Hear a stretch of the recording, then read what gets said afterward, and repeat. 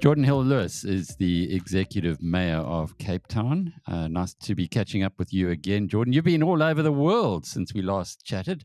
Lovely to see that you post pictures on your Twitter or X stream. New York, Washington, London. Do you learn much on those visits and engagements with other mayors? Well, you do actually learn a lot in those engagements with other mayors. They're fascinating. So many of the challenges we face are actually common, even though they don't have anything like the kind of poverty and informality that we have here. Still, some of the challenges and hurdles are really common. But actually, on this particular trip, I was answering a number of invitations I received from the London School of Economics and the US Chamber of Commerce and various other places that invited me to speak. And you just can't do you can't shuttle back and forth. So it's better to group them all together and do one trip and go and speak at a whole lot of places, which is what I did. It was good fun. It was and positive. Very, very positive towards, particularly in London. It stands to reason that there's a huge awareness of Cape Town in London, a very strong brand. So that's, there was a packed out auditorium at the London School of Economics, really great reception and good feedback there. In America, there's less awareness of what's happening in Cape Town, and there's more of a kind of broad brushstroke view of South Africa, which I must say is quite negative. And so there it is even more important to differentiate and to tell the accurate story of what is happening in Cape Town and make it clear that the South African story is not homogenous, that there are different things happening at different levels of government.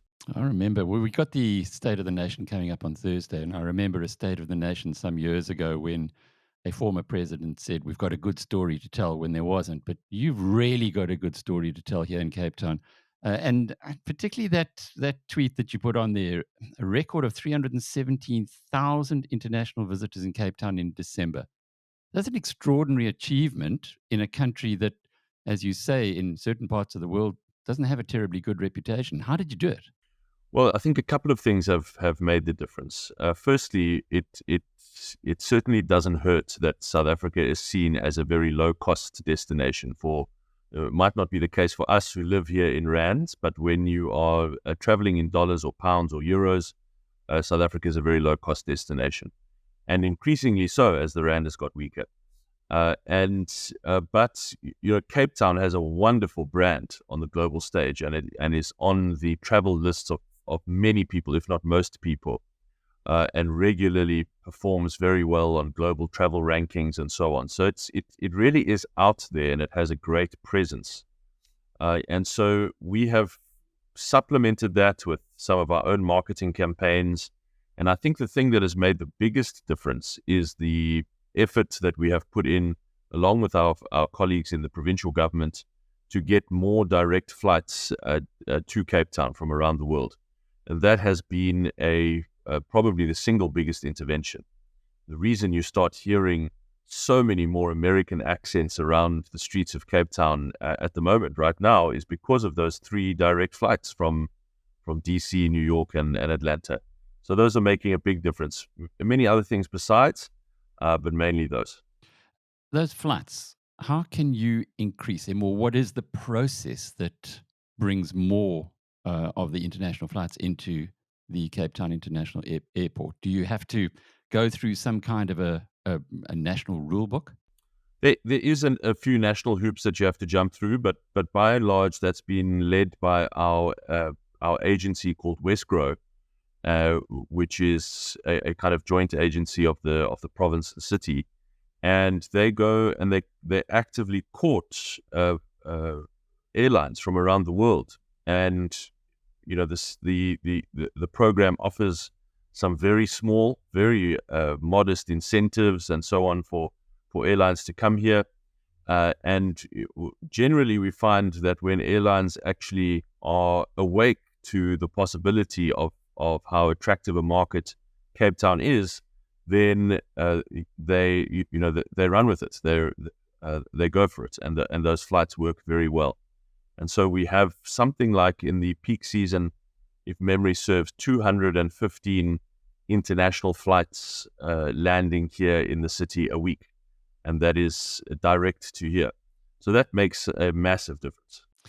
Okay, those are all good news stories. And as you say, you are working towards making Cape Town a city of hope. But on the other hand, we have seen the area that I live in a number of arson attacks in the past little while. We had our mayor here in the Overstrand saying that there is the threat to make the Western Cape ungovernable ahead of the election. Are you seeing any of this happening in your remit? And indeed, if so, are you? Is there anything you can do to stop it, or to at least prevent um, this kind of chaos? I mean, I remember you did have bad fires in Simonstown recently, but I guess this something that's occupying your mind?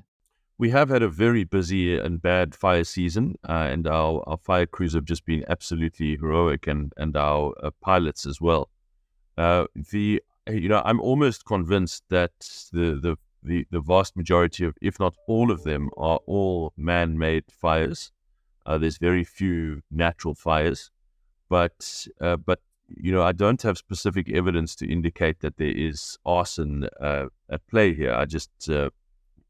I know what I know, so to speak. I just have a very strong sense, and so do our fire professionals. But until we have any hard evidence, it's difficult to say with certainty. Of course, we continue to investigate all those incidents, and we just ask residents if they see anything suspicious, to use their cell phones to take videos, to report it to us immediately. Call our emergency line, and of course we'll take those very seriously. I do think, I must say, I agree with Mayor Rabi. That I think in the run up to the elections, we see this every election in Cape Town and the Western Cape in general, that there are efforts to sow a bit of mayhem and chaos, and you'll see increasing numbers of so-called service delivery protests, which are nothing of the sort, increasing violence and aggression of those protest actions, and we've seen in recent weeks.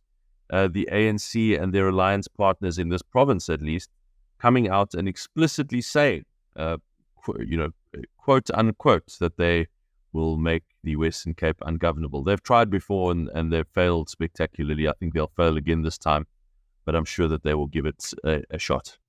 Geordin, take us through a little bit of your crime prevention strategy. And I say this because a recent conversation with Frans Cronje, who's very well known for his political commentary, he said that he visited you and went and got to see exactly what you have. And he was full of praise. He says it's quite spectacular what you've achieved by using technology.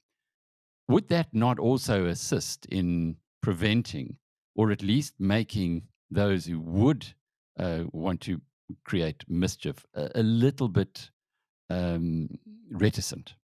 Yes, it will, especially when we get our latest piece of technology, which is arriving in about a month's time, called Eye in the Sky technology, which will allow us to have super high definition video footage on anywhere in the city within minutes. There will basically be permanent drone availability above the skies of the city, allowing us to really get across the city to follow suspects, to crime scenes, to fires, to accidents, vehicle accidents, you name it, within minutes.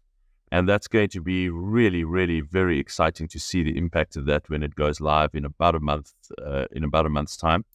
It's taken us a long time to find the technology and the companies to do that, but we are now ready to roll that out, or very nearly ready to roll it out.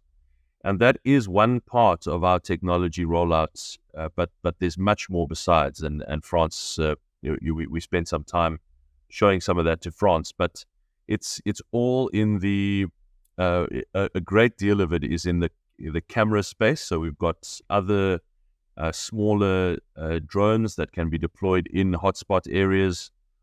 We are the first law enforcement agency in the country to roll out compulsory body cameras for every one of our officers. Our first 800 officers are equipped already, and the rest will be equipped this year with those. We've got the dashboard cameras rolling out on all of our vehicles that are license plate recognition enabled, allowing officers to track people in live instantaneously, vehicles that are being looked for, and so on. And then of course I think probably technology makes the officers that you have much more effective, gives them real-time intelligence, makes them, helps them to see around the corner. But ultimately, the job still has to be done by officers on the ground. And really, the key part of the intervention is these focused deployments of officers in the worst crime hotspots on the Cape Flats and in townships in Cape Town, where our violent crime stats are the worst. It's totally data-led, statistics-led deployments, and that's what's having the real impact. And if we can't afford another 3,000 or 4,000 officers, that's financially not attainable. But if you can make each of your officer double as effective using the technology overlays, then you can achieve the same kind of leverage. And that's really the strategy we are pursuing. Let's just close off with what's going on the energy front. Ahead of your election, that was your position. You were going to make Cape Town load shedding free. I've been following the progress, as I think many of those who voted for you have as well. It was interesting to see last week that you brought in a whole new Power Heroes proposal.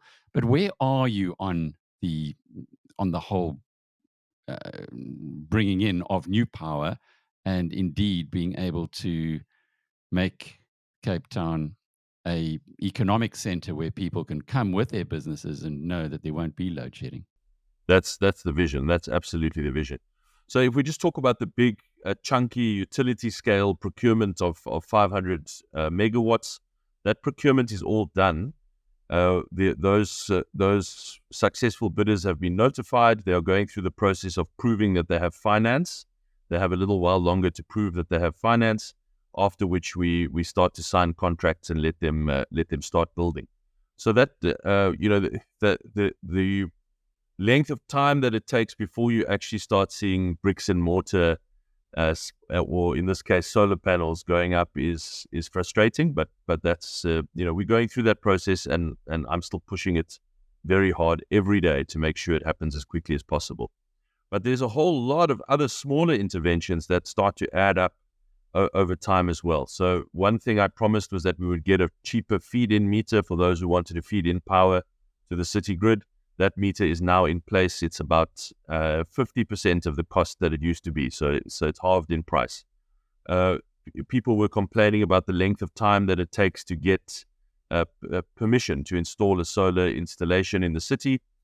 Later this month, we will launch our totally automated online process, which will give you permission to install within a few days. We have increased the feed-in tariff.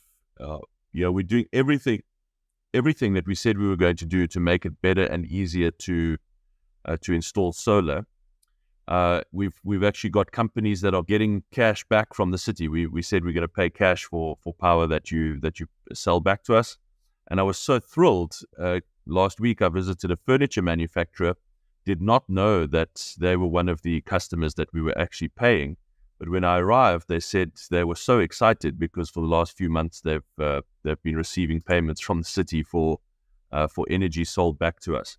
That kind of thing adds up over time and builds more energy capacity in the city grid. And then, as you mentioned, most recently we've launched Power Heroes, which is a kind of targeted demand response program for those peak hours of the day, the morning peak and the evening peak, which has the potential, if enough people sign up, we need about 30,000 households to sign up, then we can save an entire additional stage of load shedding just with that one intervention. So all of these things over time are going to start adding up, and it's just about making sure that they're all on track and that we're pushing them as hard as we can all together, so that when they do start delivering power, that we can start moving through those levels of load shedding protection and say goodbye to load shedding, with the ultimate aim, as you absolutely correctly say, of attracting more business and investment to Cape Town so that more people can get into work. It's a heck of a template, and one that I'm sure many ratepayers around the country would love to see in their areas. But is it conceivable that what you've done in Cape Town could be transplanted to eThekwini, for instance, which is in an absolute mess at the moment? Ekurhuleni, which seems to be just, well, bedeviled with corruption. Tshwane, Johannesburg, other metros. How long, if it could be translated, would it take for those cities to get to the point that you're at now? Look, you've got to stabilize the finances. Everything is built off stable, predictable finances where you've got a solvent city.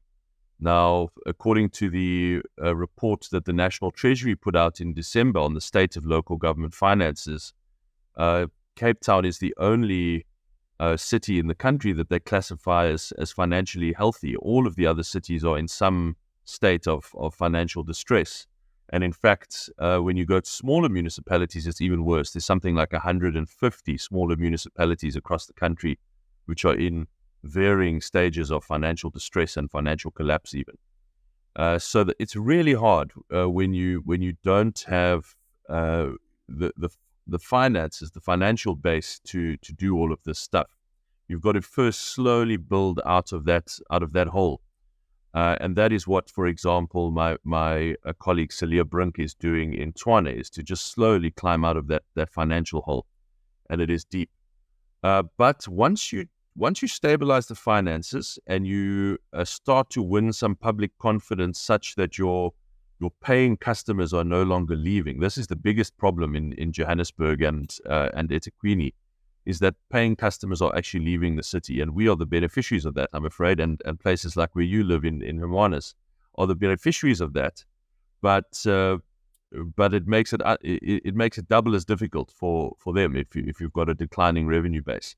So once you've stabilized that, then there's no reason why you can't replicate that and be much more ambitious. And actually, I think, Alec, if you similarly to what Eskom has to face and what SAA has to face, you realize you have to privatize more and more of these services and explore public-private partnerships for more and more basic services, so that you don't, even if you don't have the finances to do it, you can still fund it through private sector capital. So I think that's increasingly going to have to be the answer for most of the issues in places like Johannesburg and Bloemfontein, which is even much worse, and so on. You didn't answer the time period. Years, I guess.